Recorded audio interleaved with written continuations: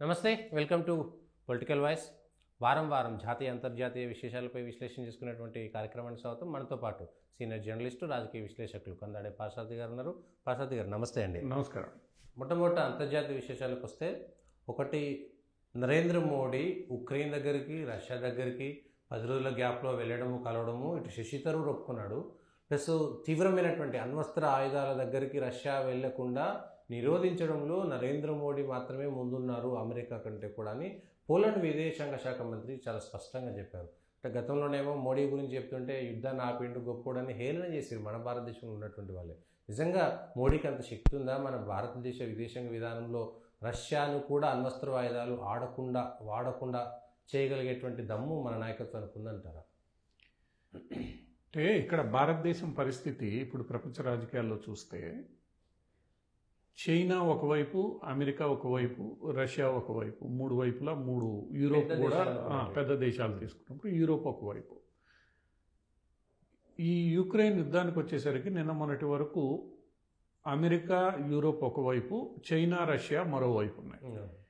ఈ 2 వైపులా లేని ప్రభావవంతమైన దేశం ఏదైనా ప్రపంచంలో ఉంది అని అంటే అది భారతదేశం మాత్రమే. ఇప్పుడు భారతదేశానికి సమానంగా బ్రెజిల్ ఉండొచ్చు, లేదా సౌత్ ఆఫ్రికా ఉండొచ్చు, కానీ వాటి యొక్క నాయకత్వాలకి ప్రపంచ రాజకీయాల్ని ప్రభావితం చేసేలా శక్తి సామర్థ్యాలు లేవు. ఆ నాయకులకి ఆ గుర్తింపు కూడా లేదు. అటువంటి గుర్తింపు కలిగిన ఏకైక నాయకుడు ఈరోజు ఇటు అమెరికా యూరోప్ కూటమి కావచ్చు, రష్యా చైనా కూటమి కావచ్చు, ఆ రెండిటికి సంబంధించని ఏకైక వ్యక్తి నరేంద్ర మోడీ. సో నరేంద్ర మోడీకి ఈరోజు ప్రపంచ రాజకీయాల్లో ఆ స్థాయి అనేది వచ్చింది. అతిపెద్ద ప్రజాస్వామ్య దేశం, అత్యంత భారీ మెజారిటీతో ఎంపికై ఎటువంటి అవినీతి, ఇతరత్ర మరకలు మచ్చలు లేని ఒక నాయకుడిగా ఈరోజు నరేంద్ర మోడీని ప్రపంచం అంతా గుర్తించింది. రెండవది, నరేంద్ర మోడీ విషయానికి వచ్చేసరికి నరేంద్ర మోడీ చాలా స్పష్టంగా నాకేం కావాలనో చెప్పగలిగే వ్యక్తి. ఆ విషయాన్ని అందరూ, మొన్న ట్రంప్ కూడా అదే ప్రశంసించాడు, ఈజ్ ఎ టఫ్ నెగోషియేటర్ అని. సో ఆ రకంగా చూసినప్పుడు నరేంద్ర మోడీకి విదేశాంగ వ్యవహారాలకు సంబంధించి సలహాలు ఇచ్చే ఎవరైతే వీళ్ళు అడ్వైజర్స్ ఉన్నారో, అది ఎన్ఎస్ఏ కావచ్చు, అజిత్ డోవల్ కావచ్చు, జయశంకర్ కావచ్చు, వీళ్ళందరూ కూడా ఆయా రంగాల్లో ఫీల్డ్లో 20-30 సంవత్సరాలు పనిచేసిన అనుభవజ్ఞులు. వాళ్ళకి లోతుగా విషయాలు తెలుసు, నిష్ణాతులు మొత్తం. ఈ మొత్తం టీం తీసుకుంటున్న డెసిషన్స్ ఏవైతే ఉన్నాయో అవి ఈరోజు నెమ్మదిగా ప్రపంచాన్ని ప్రభావితం చేస్తున్నాయి. అందుచేత ఆ రోజు నేను 2 వైపులా ఎందుకు వెళ్ళాలి, నాకు ఇద్దరూ కావాలి, అవసరమైతే నేను ఇద్దరిని ఇది చేసుకోగలను. గతంలో నెహ్రూ కూడా అలీన విధానాన్ని ప్రతిపాదించింది కూడా అందుకే, నేను ఏ కూటమికి దగ్గర కాను అని. కానీ అది ఎక్కడనో ఆ రోజుల్లో భారతదేశానికి అంత గుర్తింపు, శక్తి సామర్థ్యాలు ఉన్నాయని ఈ కూటములు పెద్దగా నమ్మలేదేమో.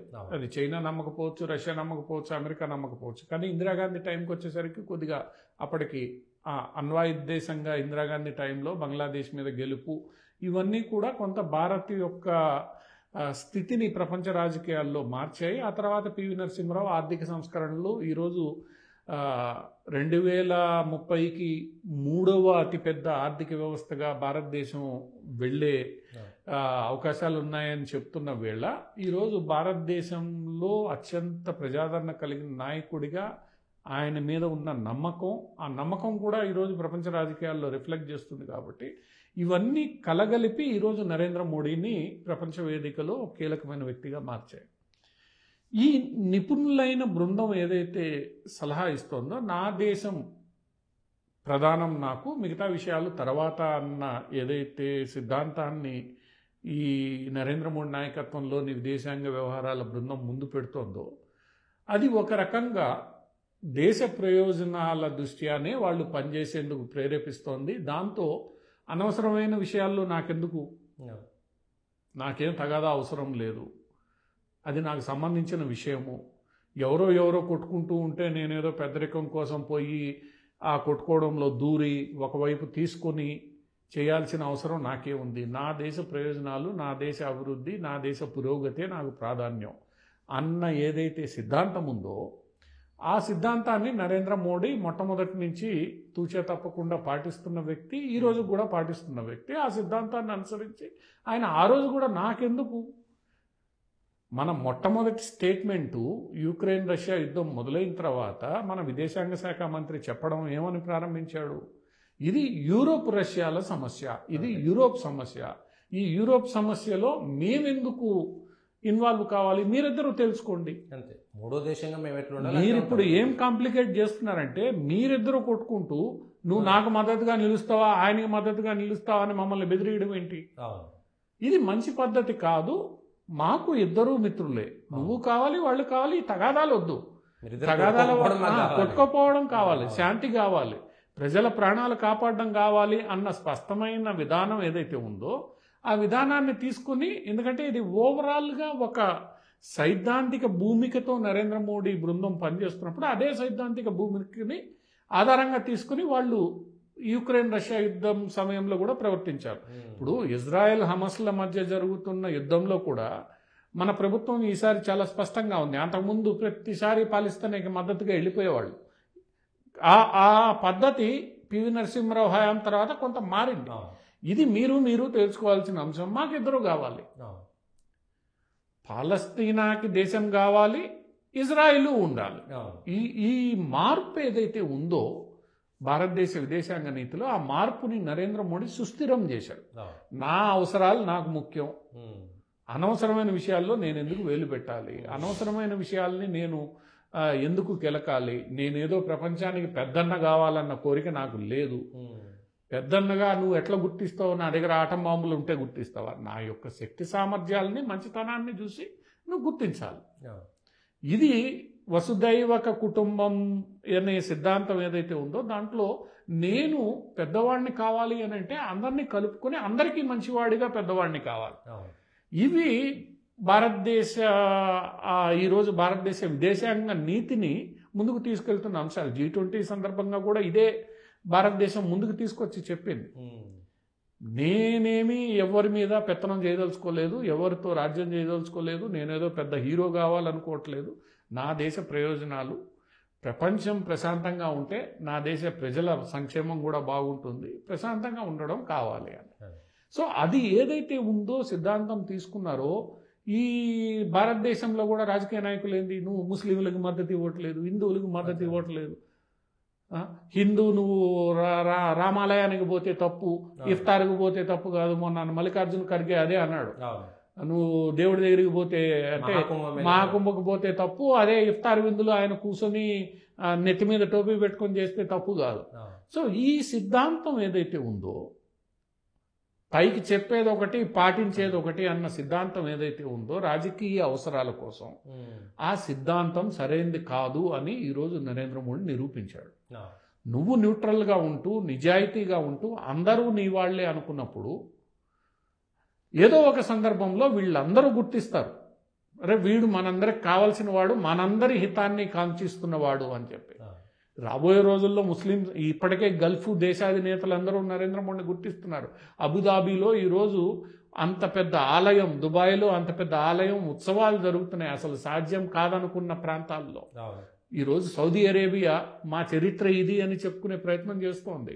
సో మనం నిజాయితీగా చిత్తశుద్ధితో మనం మన ప్రయోజనాలు కాపాడుకుంటూ మన యొక్క అవసరాలు ప్రాధాన్యంగా అనవసరమైన విషయాల్లో జోక్యం చేసుకోకుండా నేనేదో పెద్ద లీడర్ కావాలనుకున్న అహంకారం లేకుండా వ్యవహరిస్తే అది నెమ్మదిగా ఫలితాలు ఇస్తుంది. ఇది భారతీయ విచారధార మొట్టమొదటి నుంచి.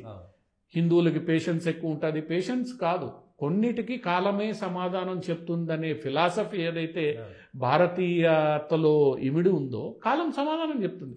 నేను తీసుకునే నిర్ణయాన్ని నేను గట్టిగా నమ్మి దానివల్ల ఎవరికి హాని కలిగించనని, దానివల్ల అందరూ బాగుండాలని నేను కోరుకుంటే ఈరోజు కాతే రేపైనా నాకు మంచి జరుగుతుందనే విశ్వాసం భారతీయతలో ఏదైతే ఉందో ఈరోజు అదే జరుగుతోంది. శశి థరూర్ చాలా స్పష్టంగా ఈరోజు జరుగుతున్న పరిణామాలు చూస్తే, ఆ రోజు నరేంద్ర మోడీ తీసుకున్న స్టాండ్ కారణంగా ఆయన రష్యాతోనూ మాట్లాడగలుగుతున్నాడు, యుక్రెయిన్తో మాట్లాడగలుగుతున్నాడు, ట్రంప్తో మాట్లాడగలుగుతున్నాడు, స్టార్మర్తో మాట్లాడగలుగుతున్నాడు, మెక్రోనీతో మాట్లాడగలుగుతున్నాడు, అందరితో మాట్లాడుతున్నాడు. మాట్లాడడమే కాకుండా ఆయనకి ఉన్న క్రెడిబిలిటీని దృష్టిలో పెట్టుకొని ఆధారంగా చేసుకొని భారతీయ సైద్ధాంతిక భూమికని ఆధారంగా చేసుకుని ఇలా చేస్తే బాగుంటుందిరా బాబు అని సలహాలు సూచనలు ఇస్తున్నాడు. నువ్వు ఇలా దారి తప్పితే ఈ ప్రమాదం వచ్చే అవకాశం ఉంది. పెద్దన్నగా నువ్వు మంచి మార్గంలో నడువు, ఇదిగో ఇది చేస్తే ఈ ఇబ్బందులు వచ్చే అవకాశం ఉందని చెప్పే అవకాశం నరేంద్ర మోడీకి ఎప్పటి నుండో ఉంది. ప్రపంచ రాజకీయాల్లో ఆయన రెండవసారి ప్రధానమంత్రి అయిన తర్వాత అత్యంత భారీ మెజార్టీతో ఆ రోజే సంపాదించుకున్నాడు. ఆ చెప్పగలిగే సత్తా ఉన్న వ్యక్తి వయసులో కానీ సామర్థ్యాల్లో కానీ ఆ వ్యక్తి చెప్పినప్పుడు అవతలవాడు వింటాడు. ఆ రెండోది అవతలవాడికి కూడా విశ్వాసం కలగాలి. ఇతనిలో ఏం కల్మషం లేదు, ఆయన ప్రయోజనాలు, ఆయన దేశ ప్రయోజనాలు ఆయనకు అనుకున్నప్పుడు పుటిన్ వింటాడు, ట్రంప్ వింటాడు. నీలో ఏదో కల్మషం ఉందనుకో, లేదా నీదో ఏదో ఆశించాలని, డీలు కుదుర్చుకోవాలని, లేదా వ్యాపారం చేయాలని, కిక్ బ్యాక్స్ ద్వారా సంపాదించుకోవాలని, అప్పుడు ఒప్పందాలు చేసుకోవాలని ఎప్పుడైతే వస్తుందో అప్పుడు రకరకాల అనుమానాలు చులకనైపోతాం. అటువంటివి ఏమీ లేని వ్యక్తి ఇక్కడ వ్యక్తిగతంగా డీల్స్ చేసే పని లేదు, పలానా కంపెనీకి చేయాలని చెప్పే పని లేదు.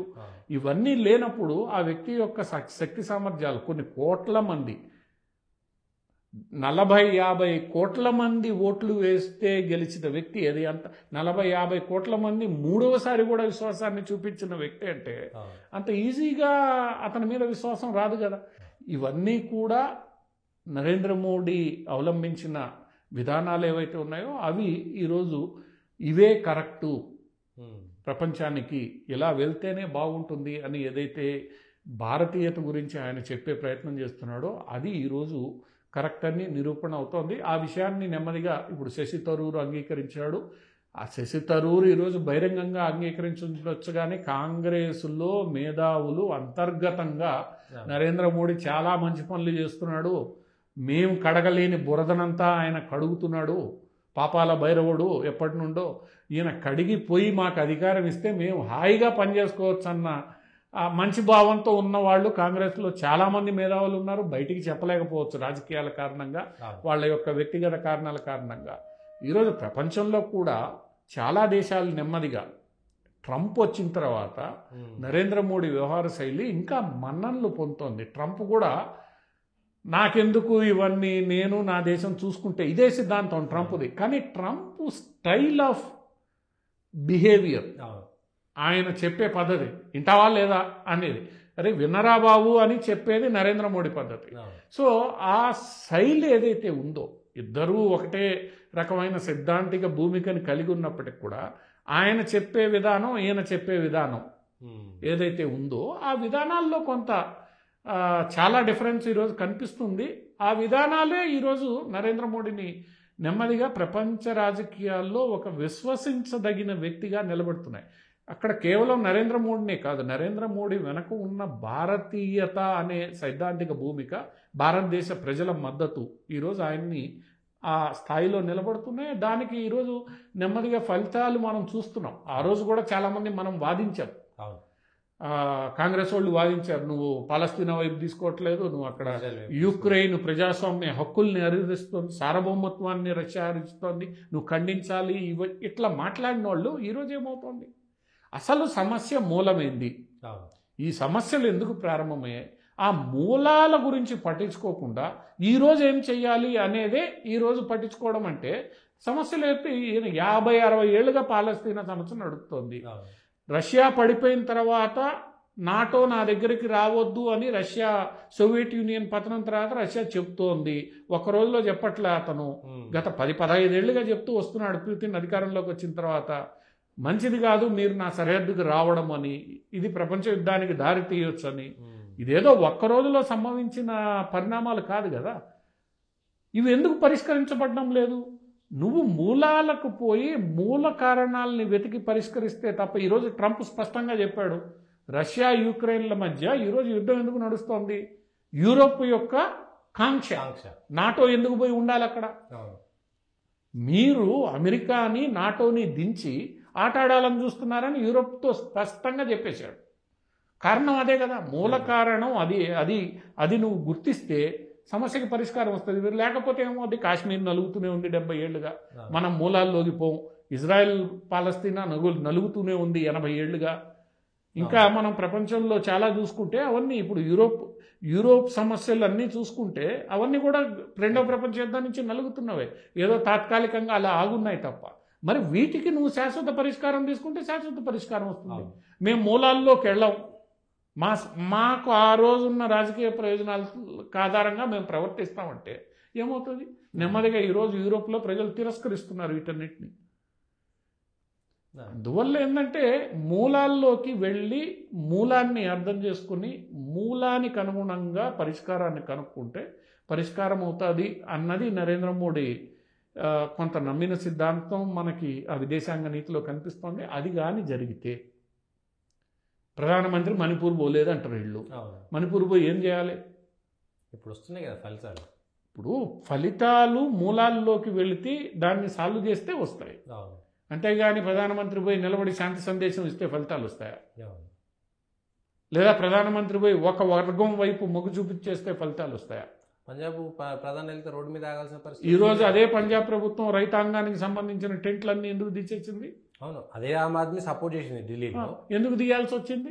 ఎందుకంటే రోడ్లన్నీ బ్లాక్ చేశారు, వాహనాలు పోవట్లే, నీకు రకరకాల ఇబ్బందులు వస్తున్నాయి.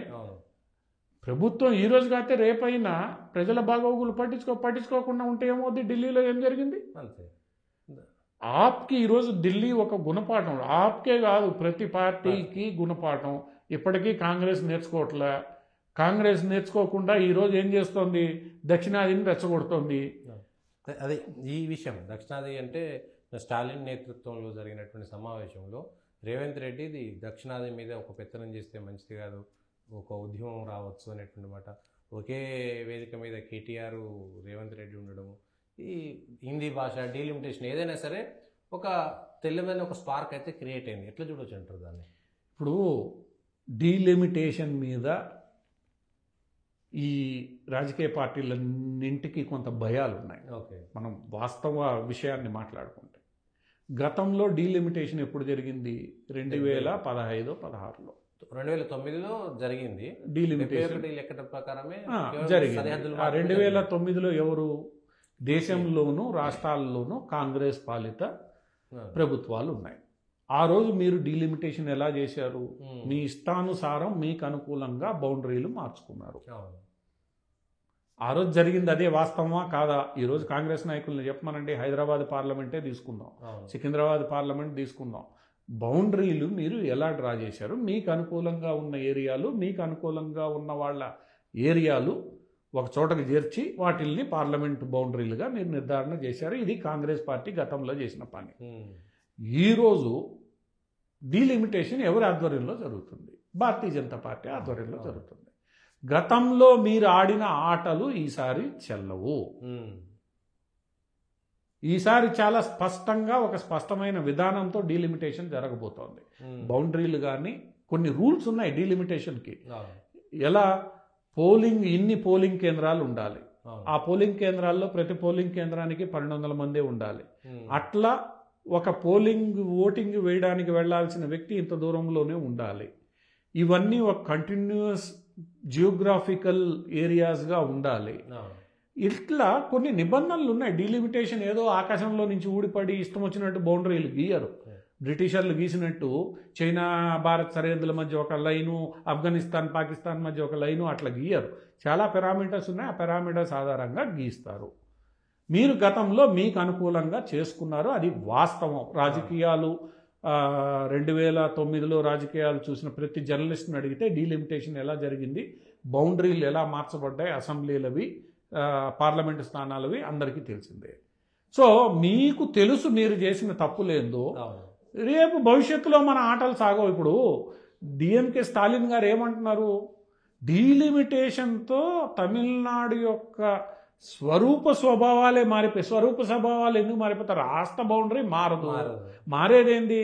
అసెంబ్లీ స్థానాలు, పార్లమెంటు స్థానాల యొక్క స్వరూప స్వభావాలు జనాభా పెరుగుదల ఆధారంగా లేదా జనాభా సంఖ్య కన్నా ఎన్నికల సంఘం పెట్టిన కొన్ని నిబంధనల ఆధారంగా మారుతాయి. మీ ఇష్టం వచ్చిన ఏరియాలు ఈసారి వచ్చే అవకాశం లేదు. గతంలో ఏంది, రాష్ట్రాల్లో కాంగ్రెసు, కేంద్రంలో కాంగ్రెసు, ఎవరికి కావాల్సింది వాళ్ళు గీసుకున్నారు. ఈరోజు అలా ఉండదు. మీరు రాష్ట్ర ప్రభుత్వంలో ఉన్నప్పటికీ కూడా ఒక పర్యవేక్షణ కేంద్ర ప్రభుత్వం చేస్తుంది. అంటే మీ ఇష్టం వచ్చినట్టు గీయడానికి ఉండదు, రోడ్డు మీదకి వస్తారు. దీన్ని ఎలా అడ్డుకోవాలి? ఇప్పుడు వీళ్ళందరి ముందు ఉన్న ప్రధాన సమస్య, స్టాలిన్ గారు మొట్టమొదటి ఏం చేశారు, భాష తీసుకొచ్చారు. భాషని దక్షిణాదిలో ఎవడు అంగీకరించే పరిస్థితుల్లో లేడు. కర్ణాటక 3 భాషల విధానాన్ని అమలు చేస్తోంది, కేరళ అమలు చేస్తోంది, ఆంధ్ర తెలంగాణ అమలు చేస్తున్నాయి, పాండిచ్చేరి అమలు చేస్తోంది, తెలంగాణ ఒక్క తమిళనాడులోనే దీని మీద ఇబ్బంది. నువ్వు చేస్తే నీకు డబ్బులు ఇస్తాం, లేదంటే లేదు. జాతీయ విద్యా విధానాన్ని నువ్వు హిందీ ఇష్టం లేకపోతే తెలుగు నేర్పించు. అక్కడేమి హిందీ కంపల్సరీ అని ఎవడు చెప్పట్లే. ఎప్పుడైతే ఆ విషయం తేలిపోయిందో ఇప్పుడు ఆయన డీలిమిటేషన్ మీద పడ్డాడు. డీలిమిటేషన్ భాష వర్కౌట్ కాలేదు, డీలిమిటేషన్కి వచ్చాడు. ఈ డీలిమిటేషన్లో ఏంది, డీలిమిటేషన్లో మేము అభివృద్ధి చెందాం. ఇప్పుడు నిన్న రేవంత్ రెడ్డి గారు, కేటీఆర్ గారు ఇంకొక మాట ముందుకేసి, మేము ఇంత పర్సంటేజ్ ఆఫ్ జీడిపి ఇస్తున్నాం, మాకు అన్ని సీట్లు కావాలి. రేపు ఆ జీడిపి తగ్గిపోతే సీట్లు తగ్గిస్తే ఊరుకుంటావా నువ్వు? ఇప్పుడు కేటీఆర్ పెట్టిన ఒక ఇది అంశం ఏంటంటే, జీడిపి కంట్రిబ్యూషన్ శాతం ప్రకారం సీట్లు ఉండాలి, మాకు 5.5% కావాలి తెలంగాణకి. రేపు తగ్గిపోతే అంటే మనం ఏం మాట్లాడుతున్నాం, ప్రాతిపదిక ఏమిటి? ఇక్కడ నియోజకవర్గాల పునర్విభజన అనేది ఫండమెంటల్గా ప్రజాస్వామ్య ఎన్నికలకు సంబంధించిన అంశం.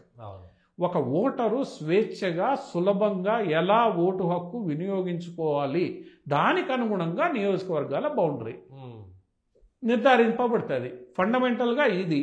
అది నేను నా ఇష్ట ప్రకారం చేస్తానంటే, ఈరోజు శేర్లింగంపల్లి అసెంబ్లీ కాన్స్టిట్యున్సీ తీసుకుంటే వివేకానంద నగర్లో మొదలయ్యి రాయదుర్గం దాకా పోతుంది. అది ఇప్పుడు నీకు అంత కాన్స్టిట్యున్సీ ఎట్లా నువ్వు స్ట్రెచ్ చేసుకున్నావు ఆ రోజు?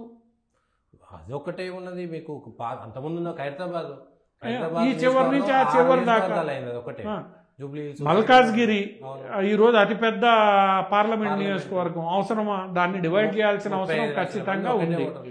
మిగిలిన అన్ని చోట్ల 16 లక్షలు ఉంటే ఆడ మాత్రం 35. దీన్ని నువ్వు రేషనలైజ్ చేయాలి. రేషనలైజ్ చేయడానికి ఒకటే ప్రాతిపదిక. ఏం ప్రాతిపదిక? ఓటు హక్కును ఓటరు పద్ధతిగా సులభంగా వినియోగించుకోగలగడమే. ఇక దొంగోట్లు తీసేయడానికి ఓటర్ కార్డుకు ఆధార్ కార్డు అది ఇప్పుడు నెమ్మదిగా వస్తుంది కదా. నిన్న ఎన్నికల సంఘం నిన్న స్పష్టంగా చెప్పింది, మీరు చేసే ఈ గోలన్నిటికీ ఒకటే పరిష్కారం, అందరూ ఒప్పుకోండి, ఆధార్కి లింక్ చేస్తా. ఈరోజు ఒప్పుకోమనండి. కానీ ఈ పార్టీలు ఈరోజు పార్టీలు ఏవైతే ఆరోపణలు చేస్తున్నాయో సుప్రీంకోర్టు కూడా ఈరోజు చెప్పింది, ఆధార్ అనుసంధానం చేయండి అని. డూప్లికేట్ ఓట్లు తీసేయాలంటే ఎట్లా తీయాలి? వెరిఫై చేయి. ఎవరు వెరిఫై చేయాలి? రాష్ట్ర ప్రభుత్వాల యంత్రాంగమే వెరిఫై చేయాలి. మీ యంత్రాంగం ఎందుకు వెరిఫై చేయట్లా? ఇప్పుడు ఎన్నికల సంఘానికి ఎక్కడా కూడా సొంత యంత్రాంగం ఉండదు. ఎన్నికల సంఘం యంత్రాంగం అంతా రాష్ట్ర ప్రభుత్వ యంత్రాంగమే. రాష్ట్ర ప్రభుత్వ యంత్రాంగం ఏది చేస్తే అదే ఎన్నికల ఓటర్ లిస్టు. ఏం ఆరోపణలు చేస్తారు మీరు? అందుకనే ఏమైంది ఇప్పుడు ఓటర్లు మేము ఆధార్ లింక్ చేస్తాము, అదొక్కటే ఈరోజు పరిష్కార మార్గం అన్నారు. ఈరోజు చెప్పమనండి వీళ్ళందరినీ, ఆధార్ లింక్ చేసి మేము అంగీకరిస్తాము, అందరికీ ఆధార్లు ఇప్పిస్తాము. ఎవడైతే తీసుకోలేదో నీకు చేతనైతే ఆధార్ కేంద్రం ఓపెన్ చేసి అందరినీ తీసుకోమని చెప్పు. ఆధార్లు నిజాయితీగా నువ్వు పనిచేయి. అవి ఏమీ చేయకుండా తమిళనాడులో ఏదో పనిచేసింది సరిగ్గా ఫలితాలు ఇవ్వదని వాడికి అర్థమైపోయి ప్రభుత్వం నడపడం చేత కాక భావోద్వేగాల్ని రెచ్చగొట్టడం.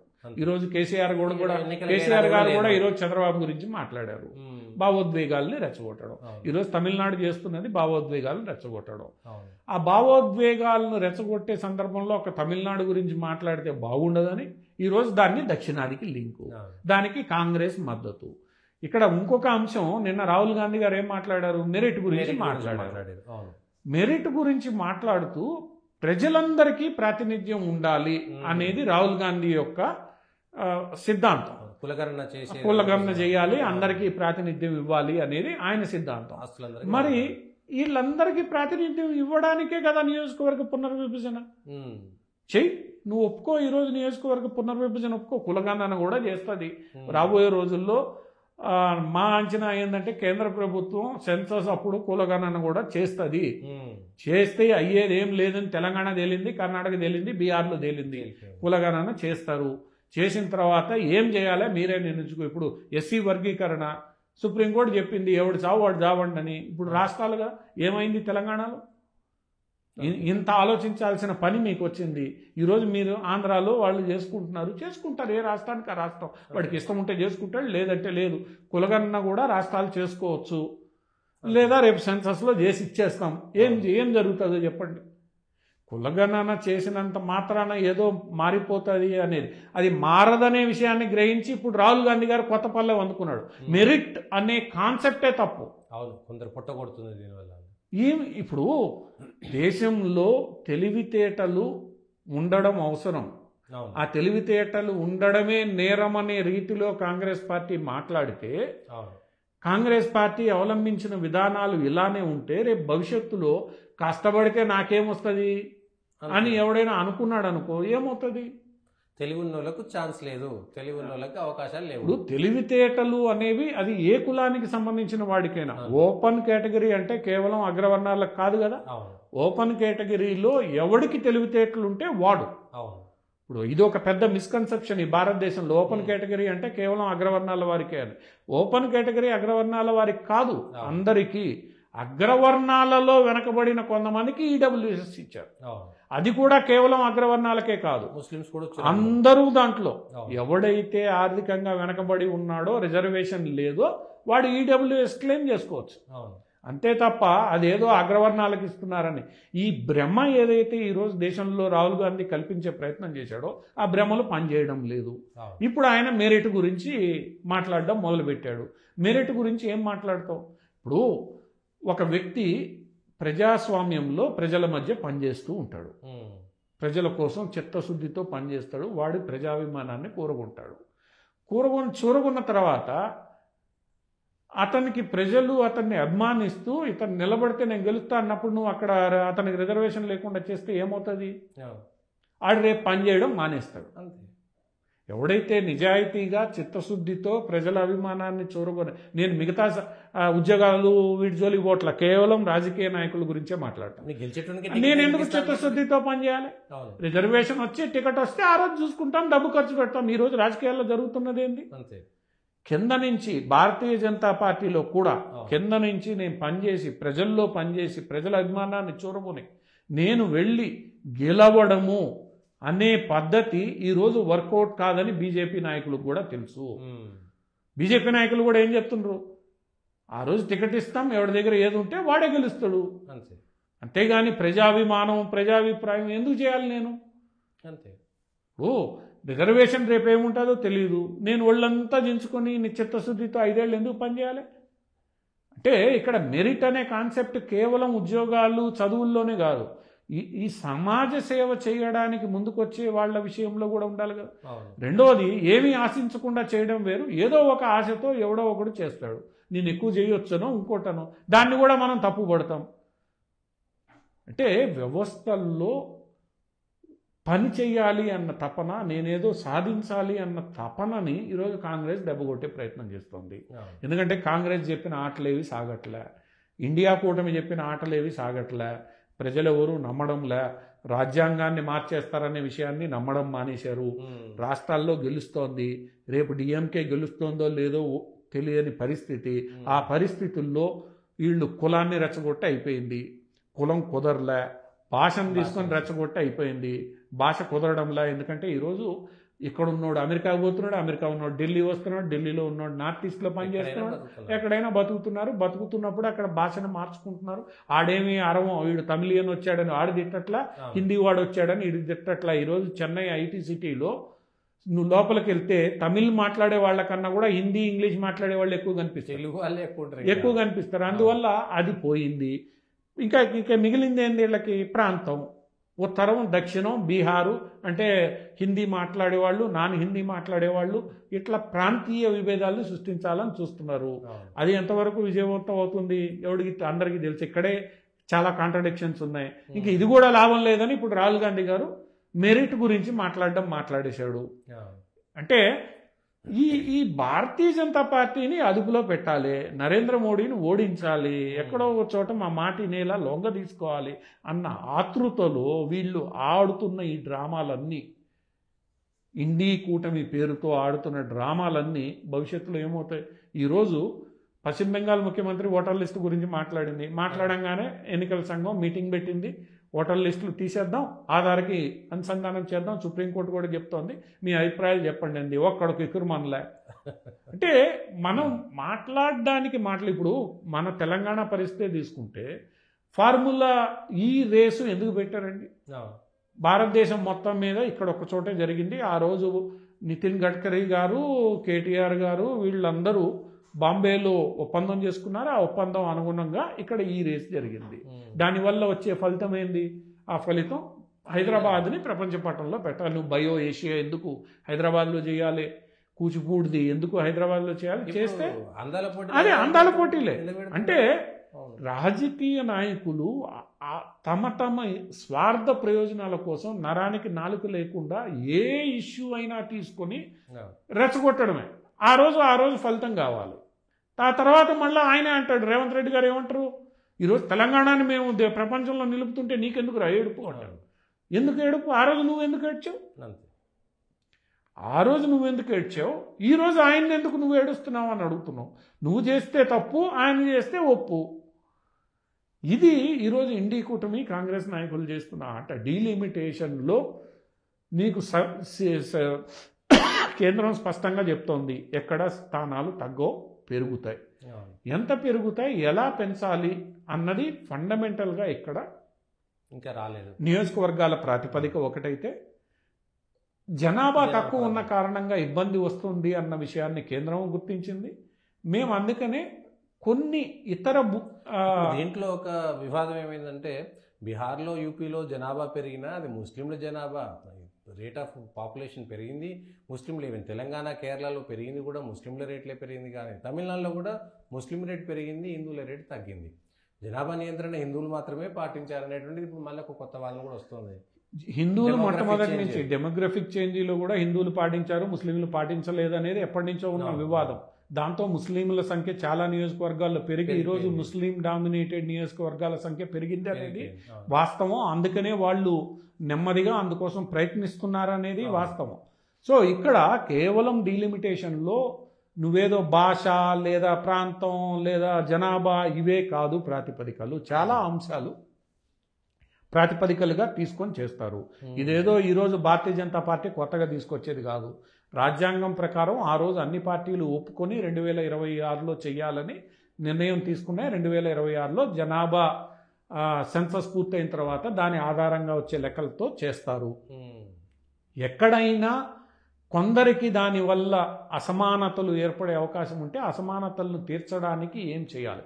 ఈరోజు నువ్వు జనాభా ప్రాతిపదికన చేస్తే మాకు ఇబ్బంది, అంతవరకు అందరూ అంగీకరిస్తారు, అంతే కదా. నువ్వు ముందు పెట్టాల్సిందేంటి? జనాభా ప్రాతిపదికన చెయ్యొద్దు, మంచిది, చెయ్యము. అదే విషయాన్ని కాంగ్రెస్ పార్టీ ఎందుకు స్పష్టంగా రాహుల్ గాంధీని చెప్పమనండి, జాతీయ విధానం చెప్పాలి, రాహుల్ గాంధీని చెప్పమనండి. ఎందుకు రేవంత్ రెడ్డి, డీకే శివకుమార్ చెప్తాడు? రాహుల్ గాంధీని చెప్పమనండి. జనాభా ప్రాతిపదికన మేము చెయ్యం, రేపు ఉత్తరప్రదేశ్, బీహార్, మధ్యప్రదేశ్లో చెప్తా కొడతారు నిన్ను, అంతేనా? ఇప్పుడు రాజస్థాన్, ఉత్తరప్రదేశ్, బీహార్, మధ్యప్రదేశ్లో రాహుల్ గాంధీ ఈ మాట చెప్పగలడా? ఏం రాహుల్ గాంధీ ఎందుకు మాట్లాడు? రాహుల్ గాంధీ మాట్లాడు, ఎందుకంటే అక్కడ మళ్ళా ఓట్లు పోతాయేమో నా భయం. అందుకని వీళ్ళు మాట్లాడతారు. వీళ్ళు మాట్లాడిన తర్వాత రేపు రాహుల్ గాంధీ నా జాతీయ విధానం ఇది అని అంటే ఇప్పుడు కాంగ్రెస్ పార్టీ చాలా స్పష్టంగా ఈ విషయంలో ఒక విధానాన్ని కాంగ్రెస్ పార్టీ ప్రకటించాలి. ఇదిగో నా విధానం ఇది, కులగణన చెయ్యాలి, కులాల ప్రాతిపదికగా రిజర్వేషన్లు ఉండాలి, జనాభా సంఖ్య ఆధారంగా డీలిమిటేషన్ జరగాలి, ఆ డీలిమిటేషన్ జరిగేటప్పుడు ఈ ప్రాతిపదికన విడగొట్టాలి, చెప్పమనండి. జాతీయ విధానం ఏంది? కాంగ్రెస్ పార్టీ ఇంతవరకు తన జాతీయ విధానాన్ని చెప్పలే. పోనీ ఇండీ కూటమిని చెప్పమనండి. ఇండీ కూటమి ఈ జాతీయ విధానాన్ని చెప్పమనండి. ఇండీ కూటమి లేదు. కాంగ్రెస్ పార్టీ ప్రధాన ప్రతిపక్ష పార్టీ, చెప్పమనండి. నీ విధానం ఏంది? మల్లికార్జున ఖర్గే అని చెప్పమనండి. కాంగ్రెస్ పార్టీ అధ్యక్షుడిగా చెప్పే ఇది కాంగ్రెస్ పార్టీకి లేదు. ఏదో రెచ్చగొట్టడం వల్ల రేపు రాబోయే అసెంబ్లీ ఎన్నికల్లో డిఎంకేకి బెనిఫిట్ పొందించే విధంగా ప్రవర్తించడం తప్ప ఇందులో వాస్తవాలు ఏమున్నాయి? వాస్తవాలు లేవు. డీలిమిటేషన్ కొన్ని పద్ధతుల ప్రకారం జరుగుతుంది. నీకు అభ్యంతరం ఉంటే చెప్పొచ్చు. దక్షిణాదిలో ఆ ఇబ్బంది ఉంది. దక్షిణాదికే కాదు, మహారాష్ట్ర, గుజరాత్లకి, ఒడిశా కూడా మీకు ఇబ్బంది ఉంది. ఇబ్బంది దీన్ని వ్యతిరేకించే ఏ రాష్ట్రాలు ఏవి? హిందీ మాట్లాడే రాష్ట్రాలు. నాన్ హిందీ స్పీకింగ్ స్టేట్స్ అన్నిట్లో ఇబ్బంది ఉంది, ఒక బెంగాల్ వదిలేస్తే. ఎందుకంటే బెంగాల్లో ముస్లింల జనాభా విపరీతంగా పెరిగిపోయి ఉంది. అసలు లెక్కలు తీస్తే అది ఏ స్థాయిలో ఉందో తెలియదు, భయంకరంగా ఉండొచ్చు కూడా.